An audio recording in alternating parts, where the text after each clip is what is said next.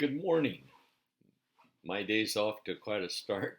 It seems like we have a lot of different balls bouncing in the air on my things to do list today. But I'm glad to talk to you. Yesterday, our pastor gave us an overview of the 10 plagues. And of course, the plagues are correlated with the false gods of Egypt. This week, we're going to tackle one of the gods of the American church.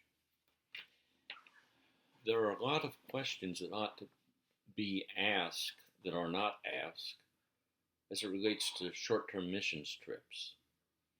I hope you can kind of set aside that sacred cow and think through the questions that Corbett and Fickert ask and recognize there's a lot of validity in the questions that they are asking.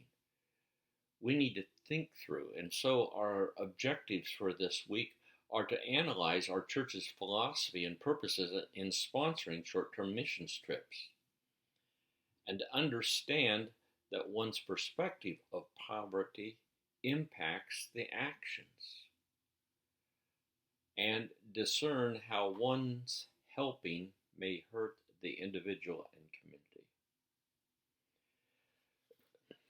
In reading material from Corbett and Fickert's various books and Lupton, one of the things that hits me is that the money we spend, if it had been just sent to the mission agency, how many times it would have been multiplied. Many years ago, our son took a youth group to a South American country. I can't remember which country it was, as if it was Ecuador. But anyway, they got there, and here are these high schoolers who don't know what a pick is, trying to dig a hole through rocky ground to pour a concrete foundation. They got tired, they got blisters, all those kind of problems. And then when you add up all the cost of them being there, the distraction of the missionary trying to host and see that a group of 15 or 20 kids are fed, their work is put on timeout trying to take care of this group. Anyway, we've talked many times about how if that money would have been sent to the missionary, they could have probably employed one or maybe two people full-time on maintenance. They could have hired a contractor to build the building that they were going to build, and they probably would have had money left over. Anyway, that's part of my thinking and background, and I just think it's crucial that we think carefully about some of those things. So we have the two chapters from Corbett and Fickert's book, Helping Without Hurting, on short-term mission trips. And then we have chapters 6 to 10 from Keller.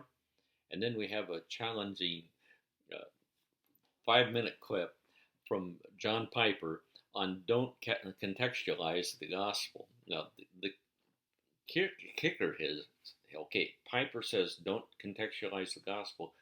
Keller is saying you need to contextualize the gospel. And, well, I won't say more. You need to wrestle with those things, and I think you'll find it very interesting. And then our assignment is to evaluate short-term missions trips. And let me just read that statement by Corbett and Fickert. Because poverty alleviation is a long-term process of reconciliation, not a momentary provision of material goods, a standalone 2 week, get that? 2 week short-term mission trip cannot significantly and directly contribute to poverty alleviation, but the trip can make poverty worse. That's page 22. In a 3-page document, interact with this statement and other information presented in the 2 chapters. How do you raise these issues to your church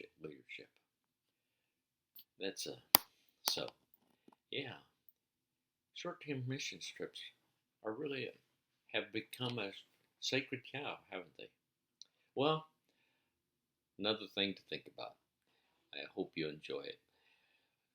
I'm going to introduce you soon to another book by Robert Lupton uh, that he wrote as a companion to the earlier book.